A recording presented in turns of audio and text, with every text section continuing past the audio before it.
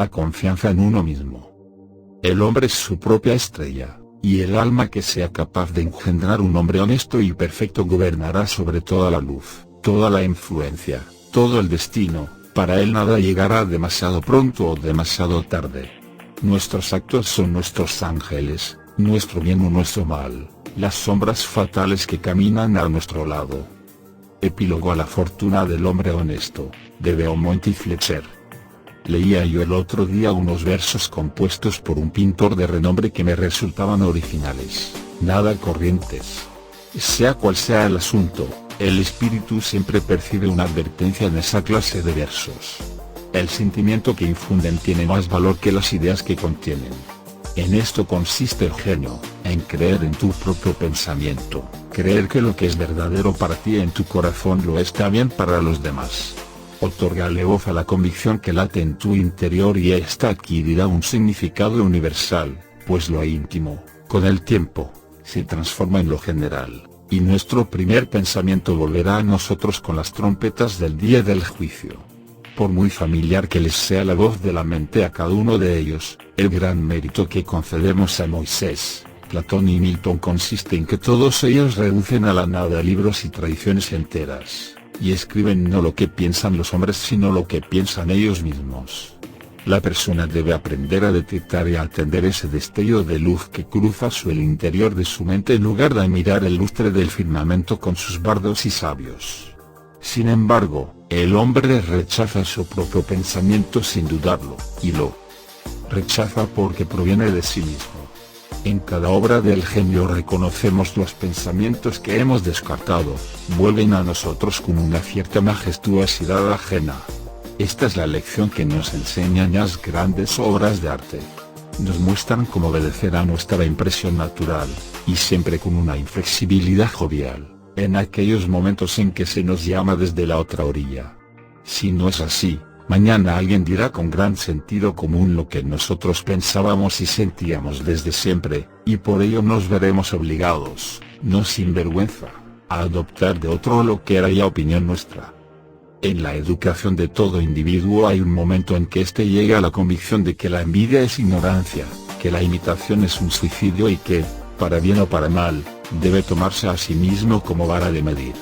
Llega un punto en que, por muy rebosante que esté la tierra de bondad, no obtiene un solo cereal si no es aplicando sus herramientas a la porción de suelo que se le ha encomendado sembrar. El poder que entonces surge en él es algo nuevo dentro de la naturaleza. Él es el único que sabe qué puede hacer, aunque no estará seguro hasta que lo haya intentado. No en vano ciertos rostros, personajes o hechos le dejan una profunda huella mientras que otros le resultan indiferentes. Este arte de la escultura de la memoria tiene una armonía preestablecida. El ojo se coloca allí donde va a caer un rayo de luz para que pueda ser testigo de ello. Nosotros apenas expresamos la mitad de lo que somos y nos avergüenza la idea divina que cada uno representa. Podemos confiar con prudencia y buenos augurios en que sea impartida de manera sincera, pero Dios no dejará que un cobarde enseñe su obra. Un hombre solo reposa y se alegra cuando ha puesto toda su alma en su trabajo, cuando lo ha hecho lo mejor que sabía, y sin embargo, lo que ha hecho o dicho de otra manera no le dejará descansar. Es un desahogo que no desahoga, el genio le abandona en el intento, y en tal caso las musas, la inventiva y la esperanza ni se le acercan. Confía en ti mismo, cada corazón vibra según esa cuerda de hierro. Acepta el lugar que la divina providencia te ha otorgado, la sociedad de tus contemporáneos, la cadena de los sucesos.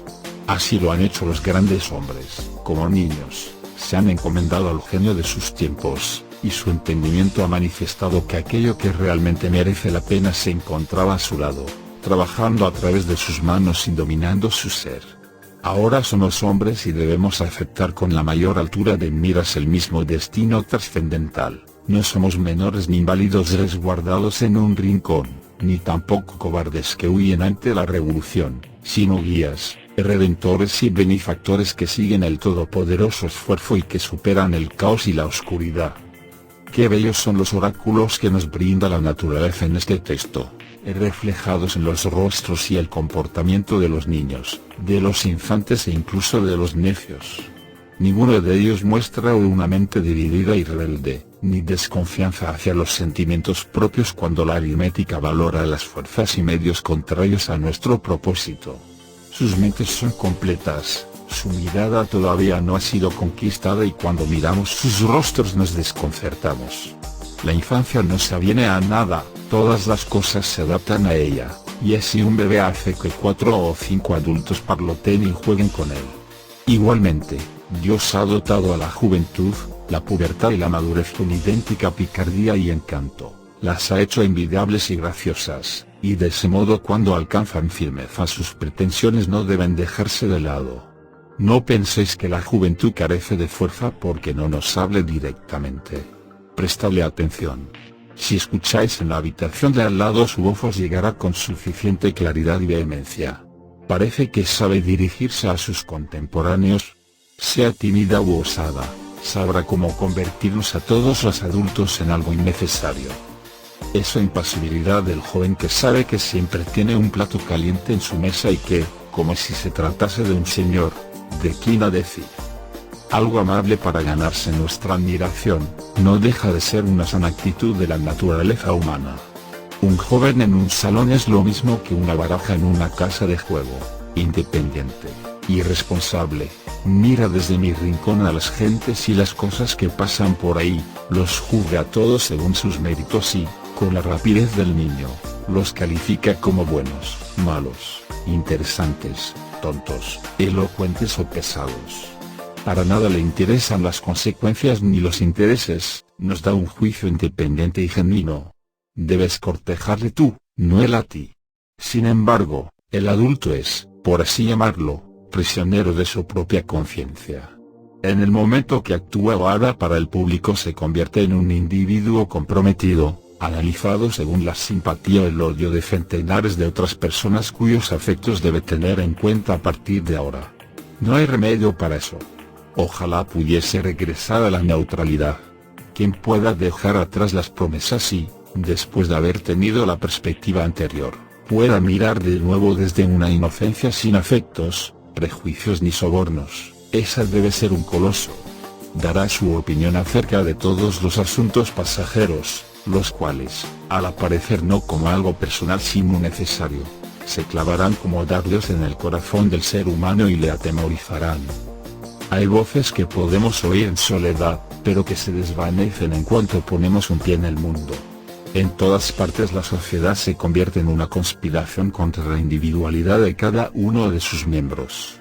No es más que una sociedad anónima en la que, para asegurar mejor el pan de cada accionista, sus integrantes se ponen de acuerdo para quitar la libertad y la cultura a los comensales. La virtud más solicitada es la conformidad, la confianza en uno mismo es su antagonista. Esa sociedad no valora las realidades ni los creadores, sino los nombres y las costumbres. Aquel que quiera ser un hombre habrá de ser un inconformista. Quien desee ganarse las palmas inmortales no debe detenerse ante el nombre de la bondad, sino que debe explotar si de verdad eso es bondad. Al final, nada hay más sagrado que la integridad de tu propia inteligencia. Si te absuelves de ti mismo, entonces tendrás el apoyo del mundo entero. Recuerdo que una vez, siendo yo joven, tenía que dar respuesta a un estimado tutor que no paraba de importunarme con las viejas doctrinas de la Iglesia. Cuando le pregunté, ¿qué tengo que hacer con las tradiciones sagradas si vivo enteramente desde mi interior? Mi compañero sugirió que esos impulsos pueden venir de lo más bajo, no de lo más alto. Yo le contesté, no creo que así sea, pero si soy hijo del diablo, entonces viviré de él. No hay ley que pueda ser más sagrada que la de mi propia naturaleza. El bien y el mal no son más que conceptos que fácilmente transferimos a esto o a aquello, pero lo único bueno es lo que prolonga mi naturaleza, y lo único malo es lo que va contra ella. Un ser humano debe estar al lado de sí mismo ante cualquier oposición, como si todas las cosas fuesen inmateriales y efímeras excepto él. Me avergüenza pensar con qué facilidad capitulamos ante las banderas y las palabras, ante grupos numerosos e instituciones muertas.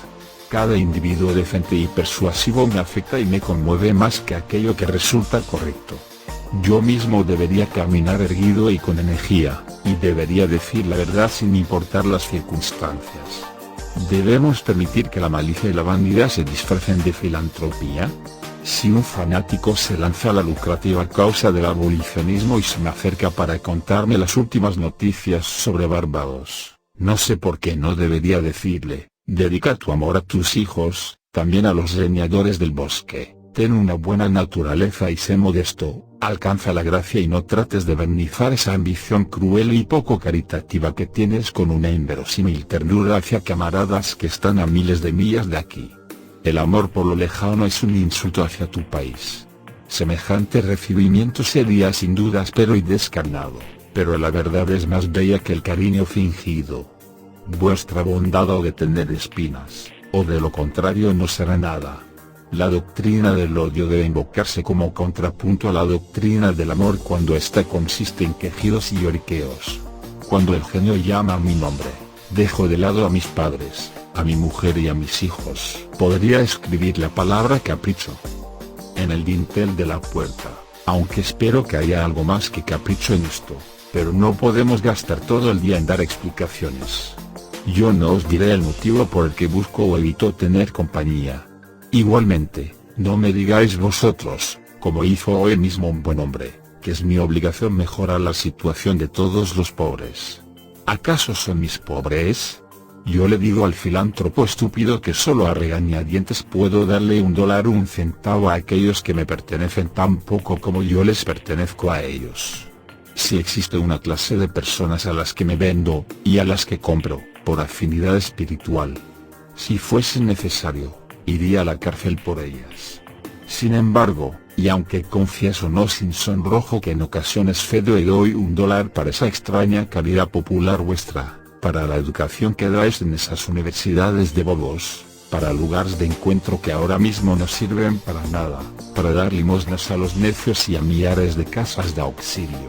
Es cierto que se trata de $1 envenenado que las más de las veces tengo la integridad de ahorrarme.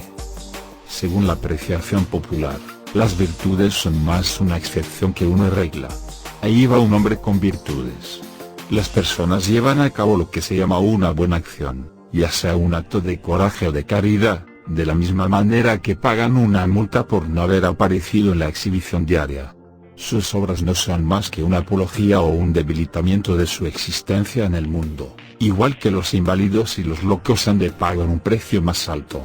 Sus virtudes son realmente una carga. Yo no quiero expiar mi culpa, quiero vivir.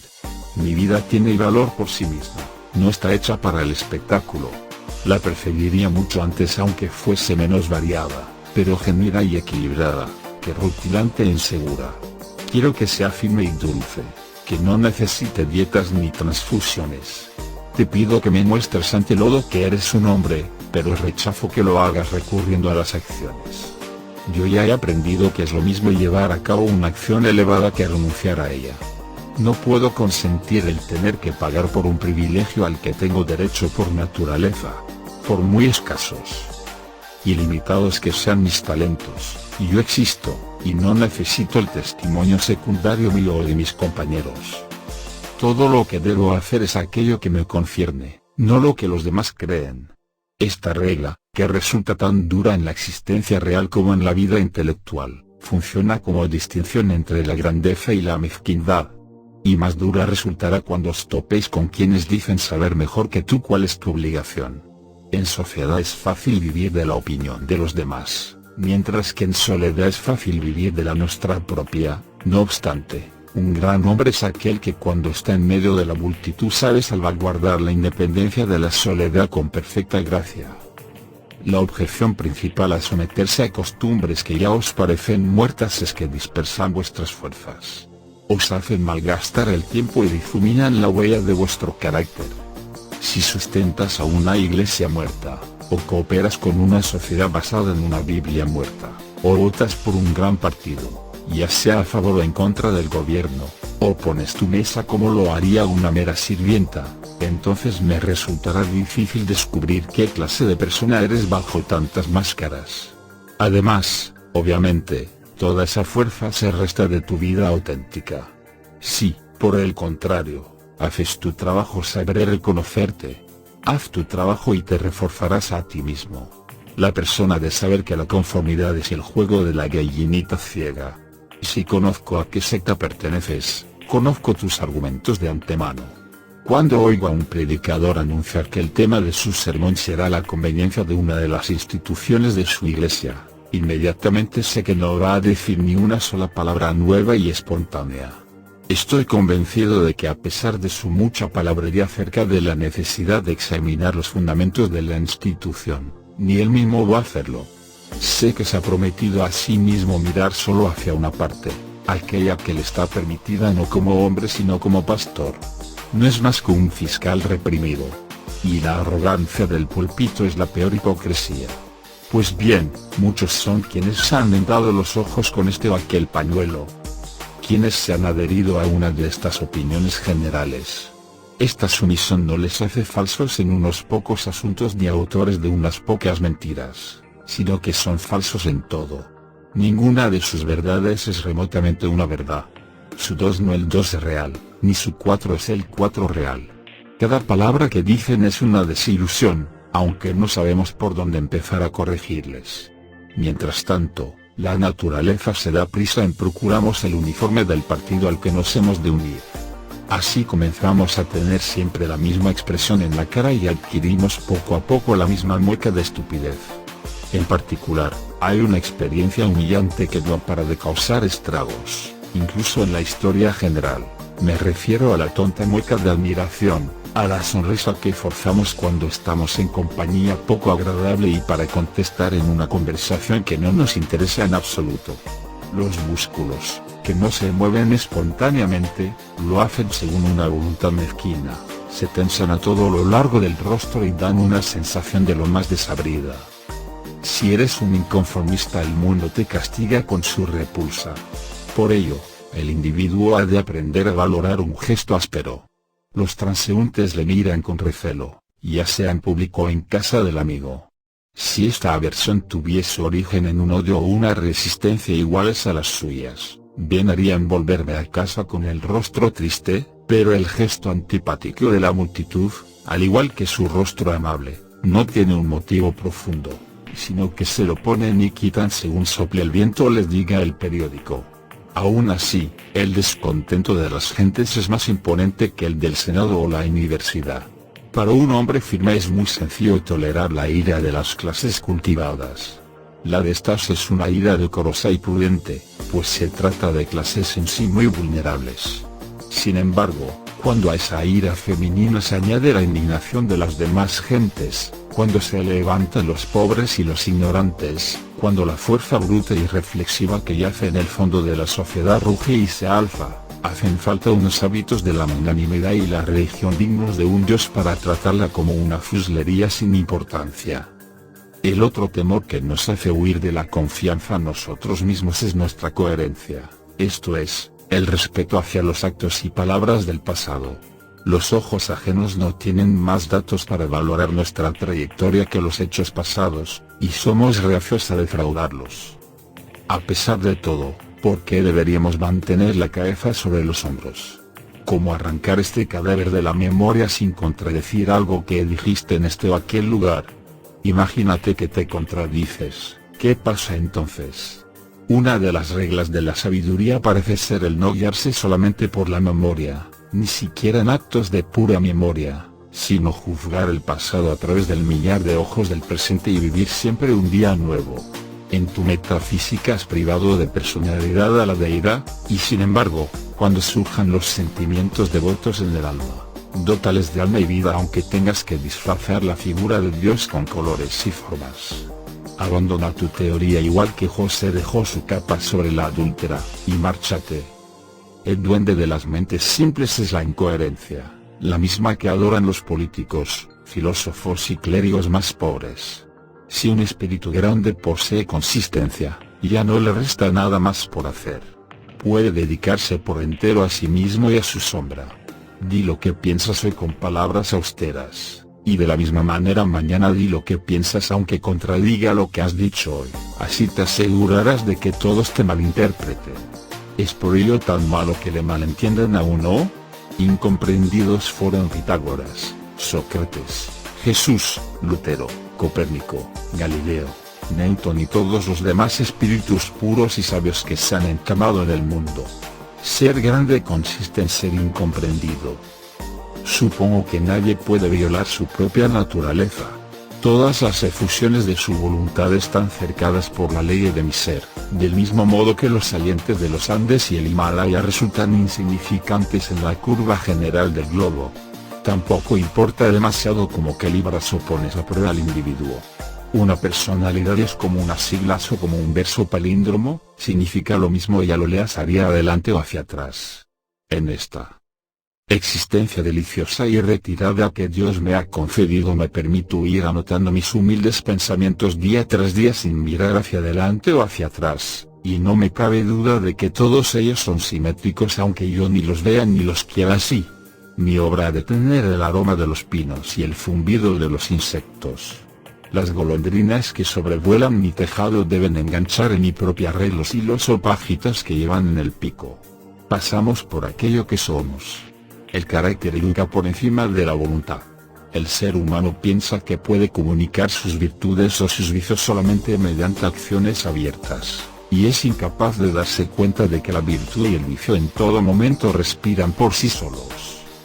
Siempre habrá acuerdo acerca de cualquier variedad de acciones cuando éstas sean honestas y naturales en su momento. Es así porque de una sola voluntad emanan acciones en armonía, por muy distintas que parezcan entre sí. Sus diferencias se pierden al mirarlas desde cierta distancia, desde una forma de pensar más alta. Una sola tendencia las une a todas. Los mejores barcos navegan en una línea en zigzag producto de 1000 virajes, pero si se mira desde la distancia, la línea es endereza. Una acción genuina vuestra no solo se explicará a sí misma, sino también a las demás de su clase. Por el contrario, vuestra conformidad no explica nada, actúa de manera individual y todo lo que hayáis hecho de ese modo os justificará. La grandeza llama al futuro. Si hoy puedo ser lo suficientemente fuerte para actuar correctamente y burlarme de las miradas de los otros, es porque ya lo debo haber hecho en el pasado y así puedo defenderme. Sea como fuere, actúa bien en este momento. Si desechas las apariencias podrás hacerlo. La fuerza del carácter es acumulativa. Los días virtuosos del pasado obran su fuerza en el presente. ¿De qué, si no, se compone la majestuosidad de los héroes del Senado y de la campaña que tanta imaginación ha colmado? La conciencia de tener detrás de sí todo un tren de días memorables y de victorias, días que arrojan una luz uniforme sobre aquel que viene a actuar después y al cual vigila una escolta de ángeles. Eso es precisamente lo que enciende el trueno en la voz de Chatham, lo que otorga dignidad al porte de Washington y lo que hace que América se refleje en los ojos de Adams. El honor nos resulta venerable porque no es efímero, es siempre una virtud antigua. Hoy lo reverenciamos porque no pertenece al presente. Le tenemos afecto y le rendimos homenaje porque no constituye una trampa para nuestro amor y nuestra ofrenda, sino que depende de la persona, se deriva de ella, y por esto pertenece a una casta vetusta e inmaculada, incluso cuando se muestra en una persona joven. Espero que nuestros días pronuncien las últimas palabras sobre la conformidad y la coherencia. A partir de aquí, dejad toda esa palabrería para las revistas y la mofa. En lugar de oír el gong de la comida, percibamos el silbido de un flautín espartano. No hagamos reverencia ni pidamos perdón nunca más. Si hoy viene un gran hombre a comer a mi casa, no quiero agradarle yo, sino que quiero que él desee agradarme. Yo representaré a la humanidad, y aunque quiero hacerla amable, antes quiero hacerla verdadera. Encaremos y frenemos la sutil mediocridad y la escuálida felicidad de los tiempos. Lancemos de la cara a las modas, al comercio y a los oficios el hecho incontestable de la historia, que ahí donde trabaja cada ser humano hay un pensador y actor noble y responsable, que el hombre verdadero no pertenece a ningún otro lugar ni época, sino que es el centro de las cosas. Ahí donde está él, está la naturaleza. Nos valora a nosotros, a todos los hombres y todos los hechos. De ordinario, cada individuo de la sociedad nos recuerda algo a alguien. La personalidad y la realidad no evocan nada en absoluto, pues toman el lugar de la creación misma. El ser humano ha de tener tal magnitud que convierte las circunstancias en algo irrelevante. Cada hombre auténtico es una causa, una nación y una era, precisa de un espacio, de números y tiempo infinitos para conseguir su propósito, de tal modo que la posteridad parecerá seguir sus pasos como una retahíla de clientes. Nace alguien llamado César y durante siglos tenemos el Imperio Romano. Nace Cristo y millones de almas crecen y se aferran a su genio de tal manera que se le llega a confundir con la virtud misma y con el potencial de la humanidad. Una institución es la sombra alargada de un individuo, la vida monacal es del eremita Antonio, la Reforma, de Lutero, el cuaquerismo, de Fox, el metodismo, de Wesley, el abolicionismo, de Clarkson. El propio Milton se refería a Escipión como la cumbre de Roma. Toda la historia se despliega a partir de la biografía de unas pocas figuras sólidas y austeras. Dejad entonces que el individuo encuentre su propia valía y así mantendrá todas las cosas bajo su dominio. No le permitáis que espíe o robe, ni tampoco que ande de un sitio a otro escondiéndose como si fuese un mendigo, un bastardo o un intruso, en un mundo que existe para él. Sin embargo, el hombre de la calle, que no encuentra en su interior un valor que se corresponde con la fuerza necesaria para construir una torre o esculpir un dios de mármol, se siente como un desheredado cuando mira obras semejantes. Para él, un palacio, una estatua o un libro caro tienen un aire lejano y prohibido, como si fuese un carruaje muy vistoso que parece decirle, ¿y tú quién eres? Muy al contrario, son todas cosas suyas. Reclaman su atención y piden que sus facultades se muestren y tomen posesión de ellas. El cuadro aguarda mi veredicto, no tiene control sobre mí, sino que soy yo quien ha de decidir si merece el elogio. Recordad aquella fábula en la que cogían a un borracho de la calle, lo llevaban a casa de un duque, lo aseaban y vestían y después le metían en la cama de este, tras lo cual, a la mañana siguiente, todos le trataban con la pompa digna de un duque y le contaban que había estado fuera de sus cabales. Pues bien, esta historia debe su fama al hecho de que simboliza a la perfección el estado del ser humano, que en el mundo actual no es sino un borracho que de vez en cuando se despierta, hace uso de su razón y se da cuenta de que en verdad es un príncipe. Nuestras lecturas son pobres y aduladoras. En lo que atañe a la historia, nuestra propia imaginación nos engaña. Los reinos y la nobleza, el poder y la clase social, forman un vocabulario más llamativo que Sion o Edward particulares que viven en sus pequeñas casas y trabajan todos los días. Sin embargo, los asuntos vitales son los mismos para todos, y la suma de todos ellos nos da el mismo resultado. ¿Por qué tanta diferencia hacia Alfredo, Skanderbeg y Gustavo? Imaginemos que fueron todos ellos hombres virtuosos. ¿Es que agotaron las virtudes? Lo que depende de tus actos privados hoy es tan grande como lo que aquellos dejaron tras sus célebres pasos públicos. Cuando un individuo particular actúa a partir de un punto de vista original, las acciones de los reyes le transfieren el esplendor de los caballeros. Al mundo lo han educado sus reyes, los cuales han hipnotizado los ojos de las naciones. Un símbolo de tal calibre nos ha enseñado la reverencia mutua que el hombre ha de tener con los demás hombres. Esa lealtad gozosa con la que individuos de todo el mundo han soportado que sus monarcas, nobles o propietarios se guiasen según sus leyes particulares, que para juzgar a los hombres y las cosas tuviesen una escala distinta, que no pagasen sus privilegios con dinero sino con honor y que se creyesen representantes de la ley, constituye el jeroglífico mediante el cual han tenido oscura conciencia de sus derechos y su gallardía, lo cual es atributo de todos los hombres. El atractivo que ejerce toda acción original se explica cuando preguntamos acerca del motivo de la confianza en uno mismo. ¿Quién confía? ¿Sobre qué sujeto primigenio puede fundamentarse una confianza universal? ¿Cuál es la naturaleza y el poder de esa estrella que desafía la ciencia, ese astro sin paralelo ni elementos mensurables que arroja un haz de belleza incluso sobre acciones impuras y triviales siempre que aparece el más mínimo rastro de independencia? Estas preguntas nos llevan a ese manantial que llamamos espontaneidad o instinto, que es esencia del genio, la virtud y la vida. A esta sabiduría primigenia la denominamos intuición, mientras que todo lo que viene después son enseñanzas. En esta fuerza primera y profunda encuentran su origen común todas las cosas, incluso aquellos hechos remotos que la ciencia no alcanza. Esto sucede porque el sentido de la existencia que, sin saber cómo, se despierta en nuestra alma durante los momentos de calma no es diferente de los objetos, del espacio, de la luz, del tiempo o del hombre, sino que con ellos forma una unidad, y obviamente proviene de la misma fuente de la que provienen la vida y el ser de estos. Primero compartimos la vida que hace que las cosas existan, tras lo cual pasamos a verlas como apariencias de la naturaleza y olvidamos que hemos compartido su causa. Ahí yace la fuente de la acción y del pensamiento. Son esos los pulmones de la inspiración que dota al individuo de conocimiento y que no puede ser negada sin hacer gala de impiedad y ateísmo.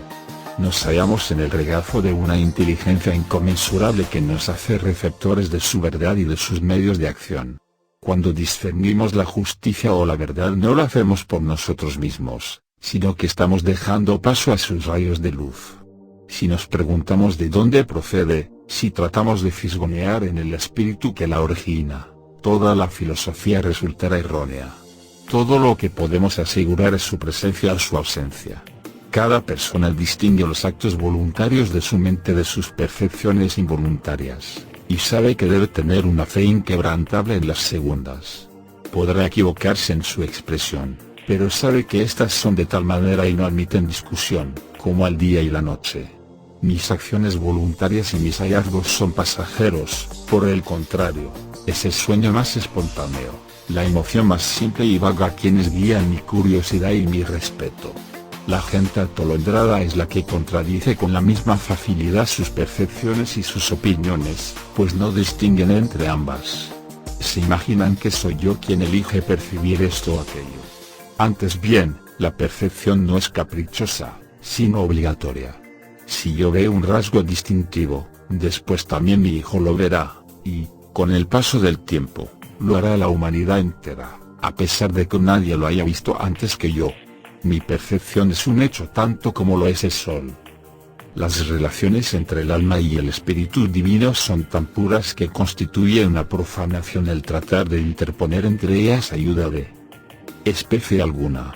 Cuando Dios se dirige a nosotros debe comunicarse, debe decir no una cosa sino todas, debe llenar el mundo con su voz, y debe esparcir la luz, la naturaleza, el tiempo y las almas desde el corazón del pensamiento actual, para así dar al mundo un tiempo y una creación nuevas. Allí donde hay una mente simple que recibe la sabiduría divina, los asuntos viejos se desvanecen, caen medios, maestros, textos y templos. Ahí vive la hora, y absorbe el pasado y el futuro en el momento actual. Todas las cosas que se relacionan con ella, sean de la naturaleza que sean, se tornan sagradas. La causa de las cosas disuelve a estas, y los milagros particulares desaparecen en un milagro universal. Así pues, nunca creas a aquel que dice conocer a Dios y hablar con él, pues te remonta al vocabulario de alguna vieja nación, a otro mundo. ¿O es que la bellota es mejor que el roble, si esta es la consumación de aquella? ¿Es el padre mejor que el hijo al que ha legado su ser ya maduro?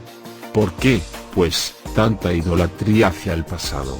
Los siglos no hacen sino conspirar contra la sensatez y la autoridad del espíritu. El tiempo y el espacio no son más que matices de color creados por el ojo, mientras que el alma es la luz. Donde llega esta, se abre el día, donde deja de estar, llegó la noche. Y en todo ello la historia no es más que una impertinencia y un agravio, y eso admitiendo que es algo más que una jubilosa apología o una parábola de mi ser y mi devenir.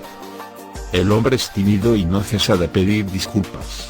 Ya no camina erguido, ni se atreve a decir yo pienso o yo soy, sino que se limita a citar a algún santo o erudito. Siente vergüenza ante una brizna de hierba o una rosa en flor. Estas rosas que brotan bajo mi ventana no hacen referencia a otras anteriores ni mejores, son las que son, existen con Dios en este día.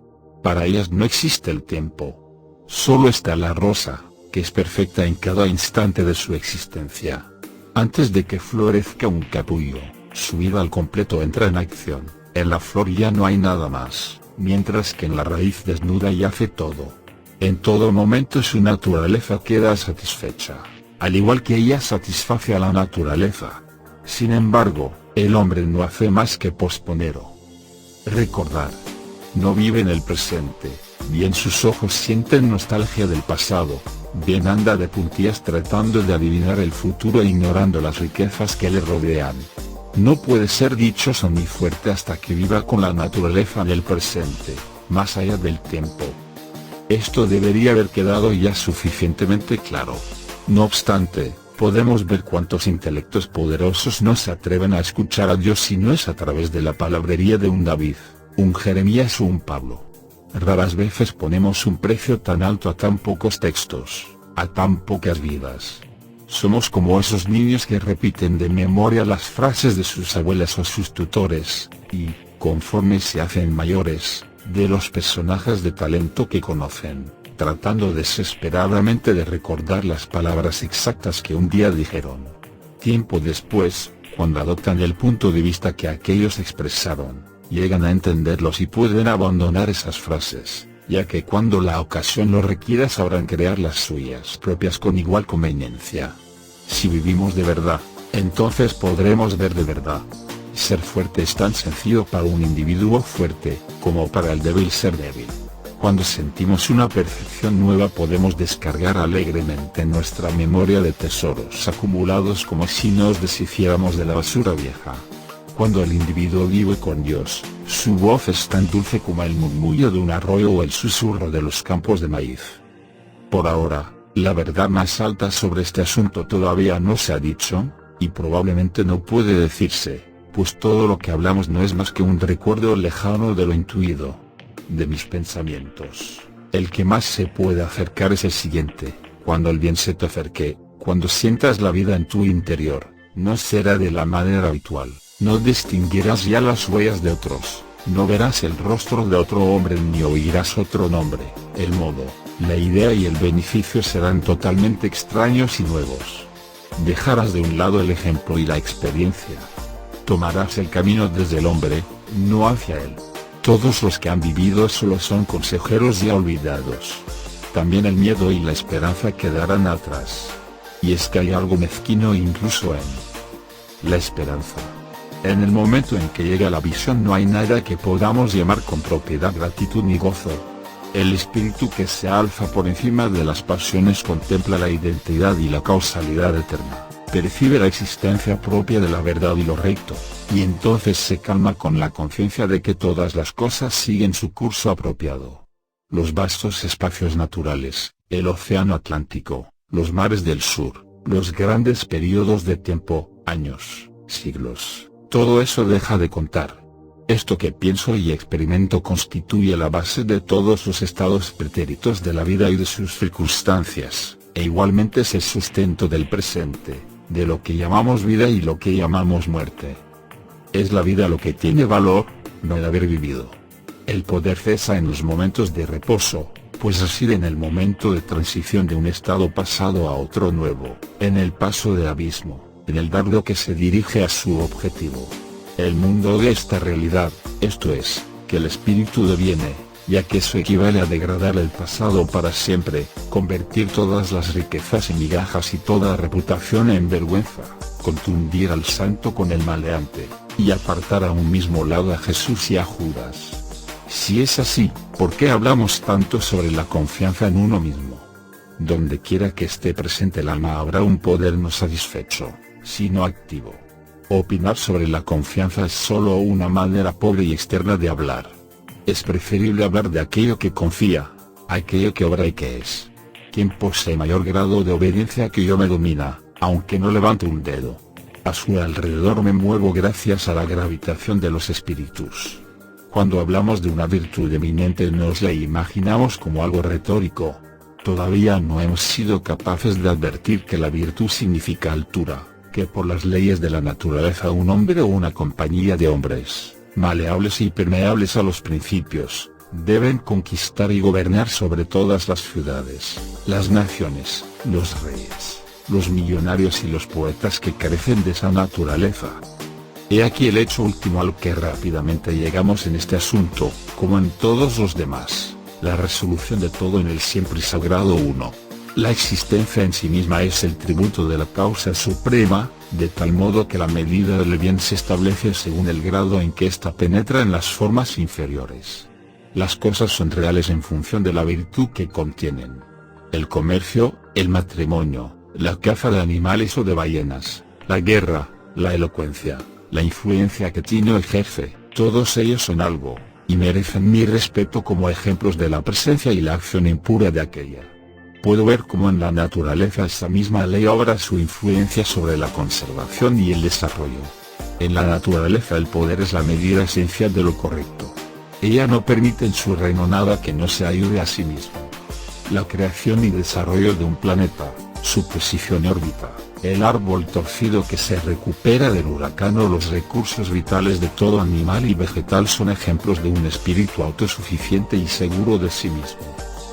De este modo, todo se concentra. No seamos vagabundos y sentémonos en el hogar con la causa. Deslumbremos y confundamos a esa chusma de hombres y libros intrusos declarando con naturalidad el hecho divino. Obliguemos a los invasores a que se quiten los zapatos, pues Dios habita en esta casa. Dejemos que sea nuestra sencillez quien los juzgue, que sea la obediencia a nuestra propia ley quien revele la mísera naturaleza y fortuna de nuestros adinerados ciudadanos. Con todo, todavía somos una muchedumbre. El hombre no siente temor hacia sí mismo, y a su genio se le aconseja que se quede en casa, que se ponga en contacto con el océano interior. Al contrario, se marcha al extranjero para mendigar un vaso de agua de las fuentes de otros. Debemos caminar solos. Prefiero sentir el silencio que inunda la iglesia antes del servicio por encima de cualquier oración. ¡Qué lejanas! Qué serenas y castas parecen las personas rodeadas por un recinto o santuario. Sentémonos nosotros siempre. ¿Por qué? ¿Deberíamos asumir los errores del amigo, la esposa, el padre o el hijo? ¿Es porque nos sentamos alrededor del mismo fuego o porque se dice que por nuestras venas corre la misma sangre? Todos los hombres tienen mi sangre, y yo tengo la de ellos, y no por eso voy a adoptar su misma postura ridícula y petulante. Pues incluso llego hasta el punto de sentir vergüenza ajena. Vuestra soledad no debe ser mecánica sino espiritual, es decir, debe ser una elevación. Hay ocasiones en que se diría que el mundo parece confabularse para importunarnos con minucias cargadas de pompa. Amigos, clientes, niños, enfermedades, temores, necesidades, caridad, todos llaman a la puerta de tu refugio y te gritan: sal con nosotros. Tú has de mantener tu condición y no mezclarte con sus desórdenes. El poder que tienen los hombres para molestarme se lo he concedido yo con una débil curiosidad. Nadie se me puede acercar si no es a través de mis actos. Tenemos aquello que amamos, pero el deseo nos hace despojamos del amor. Si no podemos alcanzar inmediatamente la santidad de la obediencia y la fe, al menos resistamos ante la tentación. Entremos en estado de guerra, levantemos a Thor y Woden, el coraje y la constancia, en nuestras almas sajonas. En tiempos tan tímidos como los de hoy, eso se consigue diciendo la verdad. Reprimir toda hospitalidad y afecto falsos. No viváis esperando a esas gentes frustradas y frustrantes con las que conversáis. Decidles, oh padre, oh madre, oh esposa, oh hermano, oh amigo. Hasta ahora he vivido contigo por las apariencias. A partir de hoy, pertenezco a la verdad. Debéis saber que desde este momento no obedezco otra ley que no sea la eterna. En mí no encontraréis promesas, sino cercanía. Me esforzaré por alimentar a mis progenitores, por mantener a mi familia y por ser digno marido para mi esposa, pero estos vínculos he de consumarlos de un modo nuevo y nunca antes visto. Os hablo desde vuestras propias costumbres, pero debo ser yo mismo. Ya no puedo dividirme por vosotros, ni puedo exigiros a vosotros tal cosa. Si podéis amarme por lo que soy, entonces todos seremos felices. Si no podéis, buscaré merecer que lo hagáis. No esconderé mis gustos ni mis aversiones. Confiaré tanto en que todo lo que es profundo es también sagrado que no escatimaré fuerzas en hacer aquello que el corazón me señala y me deleita interiormente.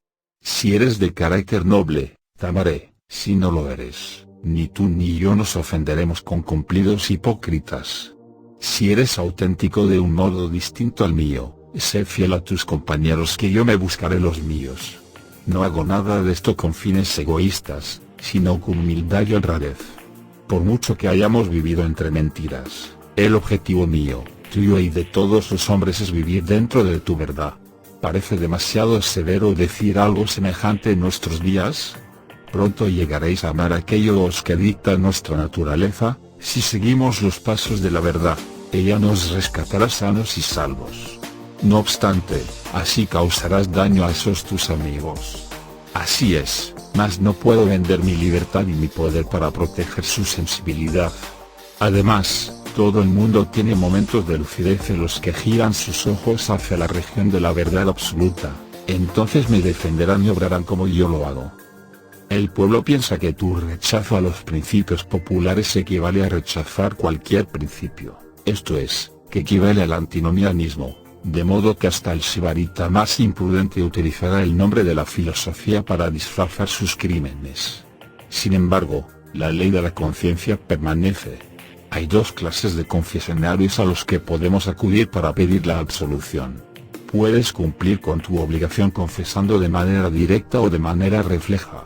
Piensa si has cuidado tus relaciones con tu padre, tu madre, tu primo, tu vecino, con tu ciudad, tu gato y tu perro.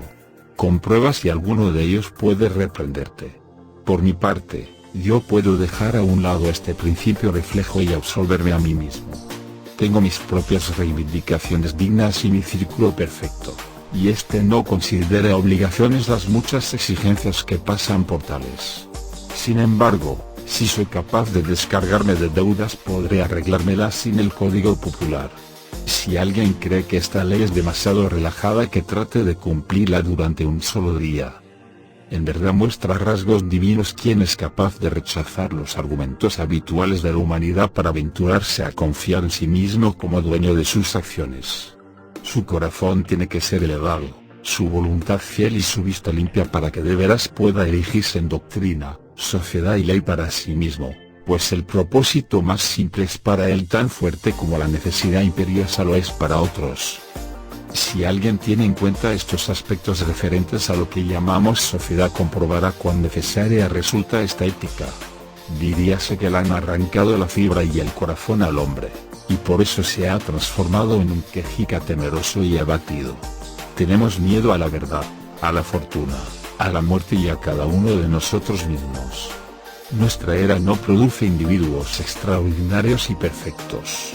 Queremos hombres y mujeres que renueven la vida y nuestra situación social, pero vemos que la mayoría de las figuras son poco solventes, que no pueden satisfacer ni sus propias necesidades, que su ambición excede con mucho su fuerza práctica, y que continuamente se inclinan para suplicar. Nuestra vida doméstica es digna de un mendigo, ni siquiera hemos elegido en nuestras artes, nuestras actividades, nuestros matrimonios o nuestra religión, sino que la sociedad lo ha hecho en nuestro lugar. Somos soldados de salón. Rehuimos la difícil batalla del destino, que es donde nace la fuerza. Si nuestros jóvenes fracasan en sus primeras labores, perderán la esperanza. Si un joven mercante falla, le dicen que está arruinado. Si, transcurrido un año de haberse graduado, el mejor de nuestros cerebros universitarios no consigue que le metan en una oficina de los alrededores de Boston o Nueva York, tanto a él como a sus amigos les parecerá bien justificado que éste se desmoralice y se queje durante el resto de sus días. Cualquier muchacho de New Hampshire o Vermont con suficiente empuje como para acometer todas las profesiones, para crear un equipo, labrar o vender de puerta en puerta, para mantener una escuela, dar sermones, editar un periódico, ir al Congreso, comprar terrenos públicos, etc., vale tanto como un centenar de esas marionetas de ciudad. Él sí camina hombro con sus tiempos y no siente vergüenza por no estudiar una profesión, ya que no demora su vida, sino que la vive en el momento. No tiene una oportunidad, sino cientos. Deja que un estoico explique los recursos del individuo y les diga a los hombres que no son sauces llorones, sino que pueden y deben ser independientes, que ejercitando la confianza en uno mismo surgirán poderes nuevos, que un hombre es el mundo encarnado, nacido para sanar a los pueblos, que debería avergonzarse de nuestra compasión, y que en el momento que actúa por sí mismo y arroja por la ventana las leyes, los libros, el fanatismo y las costumbres, entonces dejamos de tenerle lástima y pasamos a darle las gracias y a reverenciarle. Ese maestro restaurará el esplendor que corresponde a la vida del hombre y hará que toda la historia admire su nombre. No resulta difícil de comprobar que una firme confianza en uno mismo ha de provocar una revolución en todas las funciones y vínculos del individuo, en su religión, su educación, sus ambiciones, su modo de vida, sus alianzas, sus propiedades y sus reflexiones. 1. ¿A qué oraciones se entregan los hombres? Eso que llaman oficio sagrado tiene poco de valiente y de varonil. La oración mira hacia afuera y reclama que una virtud ajena aporte un complemento también ajeno, y para ello se pierde en un embrollo infinito acerca de lo natural y lo sobrenatural, lo meditativo y lo milagroso. Un rezo que implora una comodidad particular, cualquier cosa que no sea el bien universal, está corrompido. La oración es la mirada sobre los hechos vitales desde el punto de vista más alto. Es el soliloquio de un espíritu contemplativo y jubiloso. Es el espíritu de un Dios que aprueba su propia obra. Sin embargo, cuando la plegaria tiene como objetivo un fin privado se transforma en una mezquindad y un robo, ya que supone una dualidad, y no una unidad, en la naturaleza y en la conciencia. En cuanto el individuo se une a Dios deja de mendigar. En ese momento es capaz de ver una oración en todas las acciones. La del campesino que se arrodilla en el campo para quitar la mala hierba, o la del remero que también se arrodilla a la llamada de su timonel, son plegarias de verdad que se puede escuchar a lo largo y ancho de toda la naturaleza, si bien en este caso buscan objetivos sencillos. En la obra Bonduca de Fletcher, cuando al personaje de Cataract le advierten que debe conocer los pensamientos del dios andante, responde: su significado oculto yace en nuestros esfuerzos, nuestros valores son los mejores dioses. Nuestros lamentos son otro tipo de plegarias falsas. El descontento es la carencia de confianza en uno mismo, una enfermedad de la voluntad. Lamentad las calamidades y con ello podéis ayudar a quien las sufre, si no es así, aplicaos a vuestra tarea y con ello comenzará a repararse el mal. Nuestra compasión es tan mezquina como el lamento. Acudimos a quienes lloran por tonterías, nos sentamos a su lado y lloramos para acompañarlos, en lugar de mostrarles la verdad y la salud con descargas eléctricas que les pongan de nuevo en comunicación con su propio sentido común. El secreto de la fortuna está en la alegría de nuestras manos. Dioses y hombres dan la bienvenida a todo aquel que se ayuda a sí mismo. Para él todas las puertas están abiertas, todas las voces le saludan, todos los honores le coronan y todas las miradas le siguen con deseo. A él va nuestro amor y lo abraza, precisamente porque no lo necesita. Le tocamos y recibimos con ansia y precaución porque decidió seguir su camino e ignorar nuestras críticas. Los dioses le aman porque los hombres le odian. Los benditos inmortales, decía Zoroastro, socorren a aquel que persevera. Al igual que las oraciones de los hombres son una enfermedad de la voluntad, los griegos lo son del intelecto. Dicen lo mismo que aquellos bobos israelitas, que no sea Dios quien nos hable, que si no moriremos. Habla tú, o que hable cualquiera de los nuestros, y le obedeceremos. No hay lugar donde no me resulte imposible encontrar a Dios en mi hermano, pues éste ha cerrado ya las puertas de su propio templo y se limita a recitar las fábulas del Dios de su hermano, o del Dios del hermano de su hermano. Una mente nueva es una nueva clasificación. Si esta mente posee una actividad y una fuerza fuera de lo común, ya sea un Locke, Lavoisier, Hutton, Bentham o Fourier, impondrá su clasificación a los demás, y de ahí nacerá un nuevo sistema.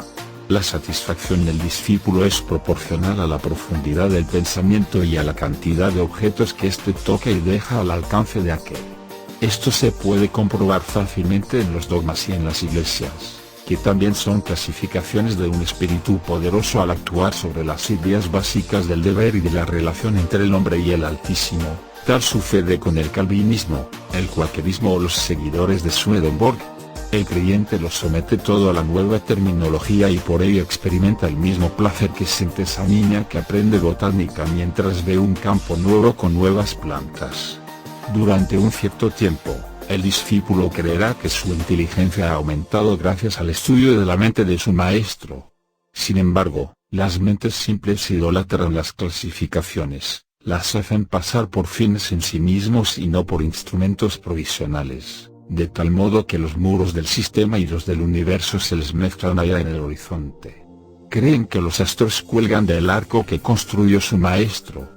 No pueden entender por qué vosotros, seres extraños, deberíais tener derecho a mirar, ni siquiera entienden que vosotros también sabéis mirar, deben habérselas ingeniado para robarnos la luz.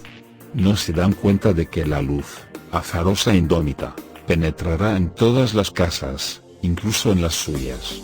Déjales que graznen y crean que les pertenece. Si son honrados y actúan correctamente, pronto su nuevo redil se quedará estrecho y bajo, crujirá y se ladeará, se pudrirá y desaparecerá, y esa luz inmortal, renovada y alegre, brillando con millones de esferas y colores resplandecerá sobre el universo como si se tratase de la primera mañana. 2. La falta de una cultura propia hace que la superstición de viajar, cuyos ídolos son Italia, Inglaterra y Egipto, fascine a todos los americanos cultos. Quienes convirtieron a Inglaterra, Italia o Grecia en objetos de veneración para la imaginación lo hicieron quedándose donde estaban, como si fuesen el eje de la tierra. En las horas de empuje sentimos que el deber es nuestro sitio. El alma no es un viajero. El hombre sabio se queda en casa, y cuando las necesidades o el deber le llaman a salir de ella o a viajar a tierras extrañas, su semblante dice a los hombres que viene como misionero del conocimiento y de la virtud, y por ello visita ciudades y gentes en calidad de rey, no como intruso o como ayuda de cámara.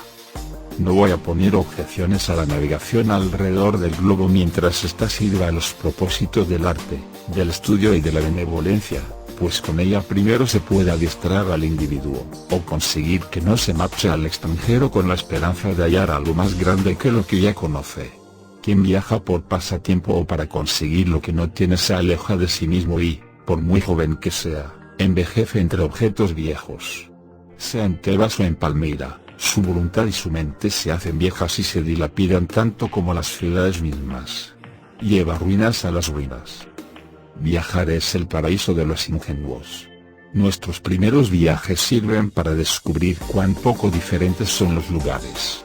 En mi propia casa puedo soñar que me embriaga la belleza de Nápoles y Roma, y gracias a eso me abandona la tristeza. Hago las maletas, me despido de los amigos, me embarco y amanezco en Nápoles, pero no he dejado atrás la cruda realidad. Junto a mí está el mismo sujeto triste e intranquilo del que pretendía huir. Busco el Vaticano y los palacios. Intento que me merecen sus vistas y evocaciones, pero no es así. Mi coloso va donde quiera que voy yo. 3. Con todo, el furor por los viajes es síntoma de una debilidad mayor que afecta a toda la actividad intelectual. El intelecto es un vagabundo, pero es nuestro sistema educativo quien estimula la impaciencia. Nuestra mente viaja mientras nuestros cuerpos han de permanecer en casa. Nos conformamos con imitar, pero, ¿qué es la imitación sino el viaje de la mente?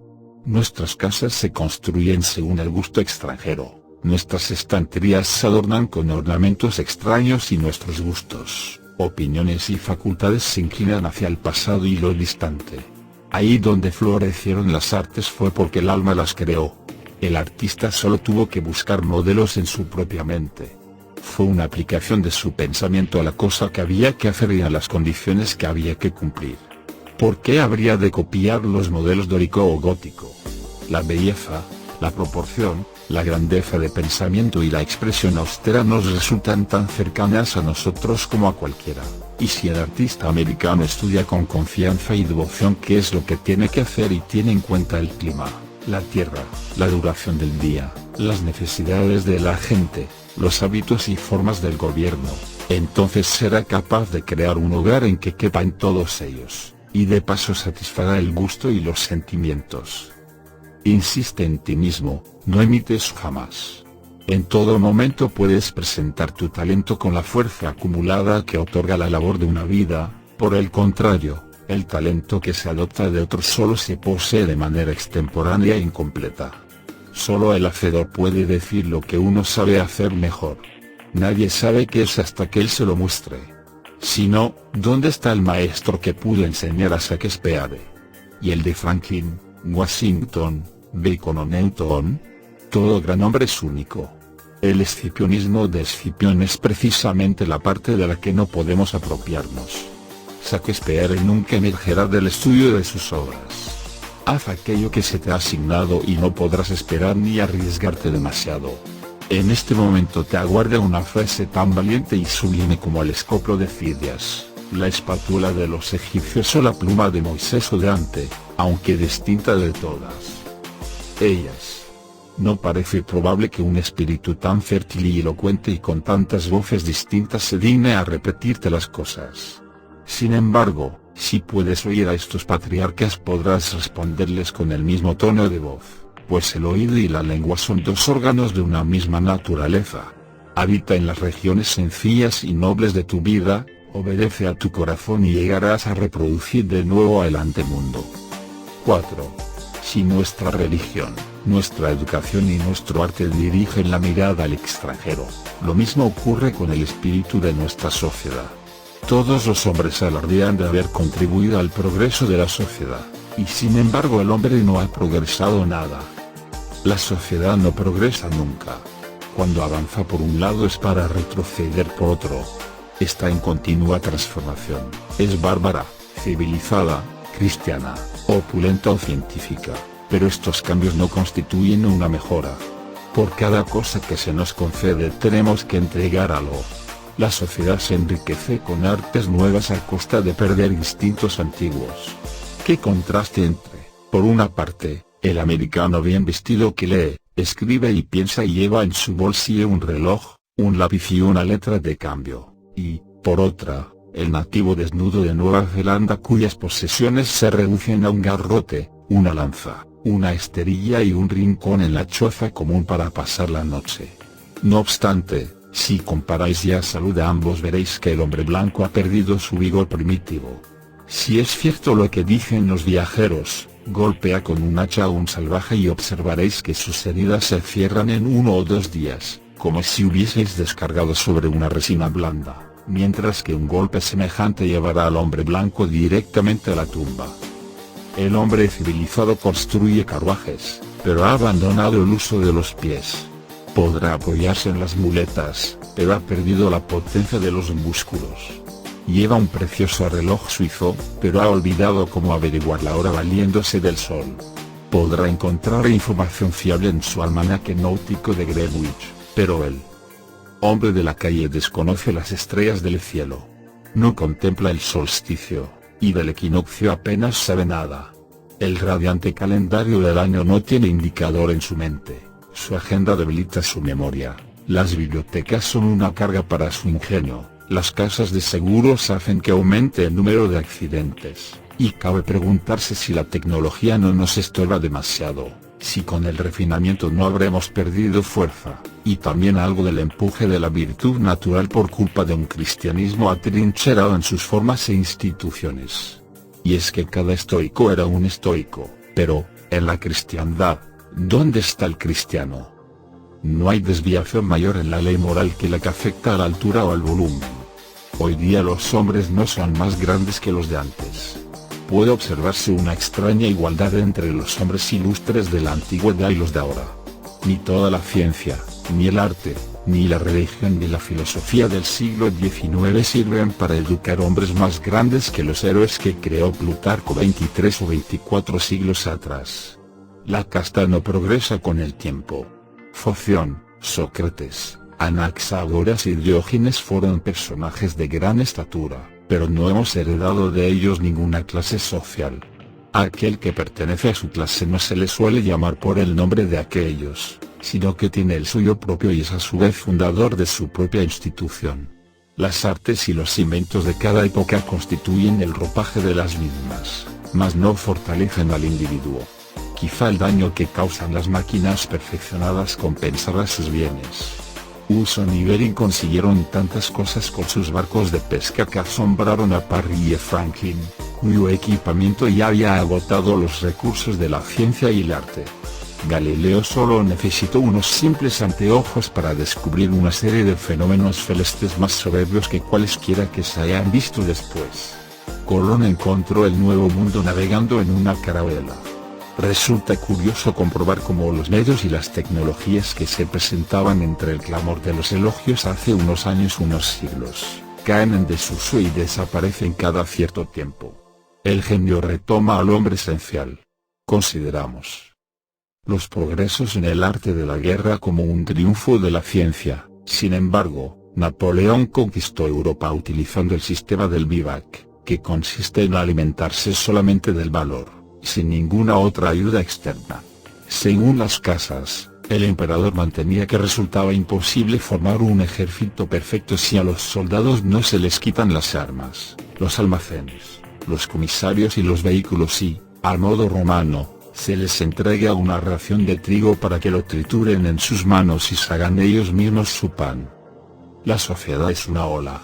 La ola avanza, pero el agua de la que está compuesta no. La misma partícula no se eleva desde el valle hasta la cresta.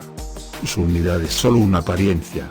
Las personas que forman hoy una nación morirán el año que viene y se llevarán con ellos sus experiencias. Así, la confianza en la propiedad, incluyendo la confianza en los gobiernos que la protegen, también denota falta de confianza en uno mismo. Hace tanto tiempo que los hombres han apartado la mirada de sí mismos y de las cosas que han llegado a contemplar las instituciones religiosas, cultas y civiles como defensores de la propiedad, y desprecian toda crítica hacia aquellas porque creen que son ataques a esta. Miden el valor de las personas por lo que poseen, no por quienes son.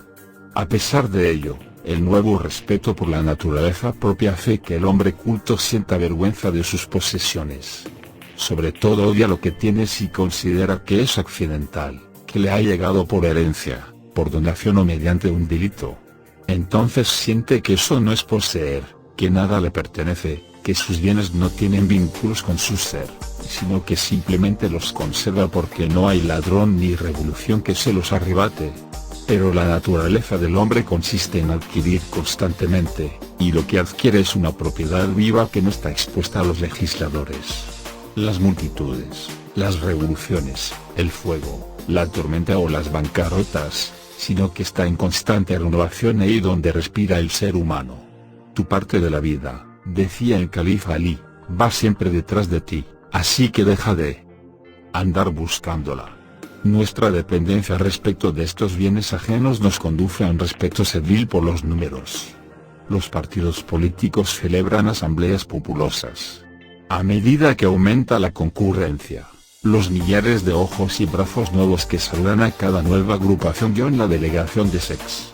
Los demócratas de New Hampshire, los liberales de Maine, permiten que el joven patriota se sienta más fuerte que antes. Igualmente, los reformistas convocan asambleas donde se vota y se toman decisiones por aclamación. Amigos míos, Dios nos acercará y habitará en vosotros por medios semejantes. En el momento en que un hombre deja de lado todo el apoyo externo es cuando le veo fuerte y predominante. Cada vez que tiene que recurrir a su estandarte se hace más débil. ¿Acaso un individuo no es mejor que una ciudad? No le pidas nada al hombre, pues en un mundo en eterno cambio es tu columna firme la que debe aparecer como sustento de todo aquello que te rodea. Aquel que sabe que el poder es innato, que entiende que la debilidad proviene de buscar la bondad fuera de sí mismo y, sabiéndolo, se lanza a su propio pensamiento, es quien puede caminar erguido, gobernar sus extremidades y obrar milagros. Igual que quien camina apoyándose en los pies es más estable que quien lo hace sobre la cabeza. Así pues, utilizad aquello que llamamos fortuna. Muchos son quienes juegan con ella y lo ganan todo o lo pierden todo, depende de la rueda. Pero tú has de entender que tales ganancias son ilícitas y debes desenvolverte en la causa y el efecto, que son los dignatarios de Dios. Trabaja y adquiere dentro de la voluntad, así retendrás la rueda de la fortuna y no tendrás que temer sus giros. Una victoria política, una subida de los alquileres, la recuperación tras una enfermedad o el regreso del amigo ausente son hechos que nos colman de alegría, y con buena lógica piensas que tras ellos han de venir días propicios. No te lo creas. Nada que no seas tú puede darte paz. Nada que no sea el triunfo de los principios.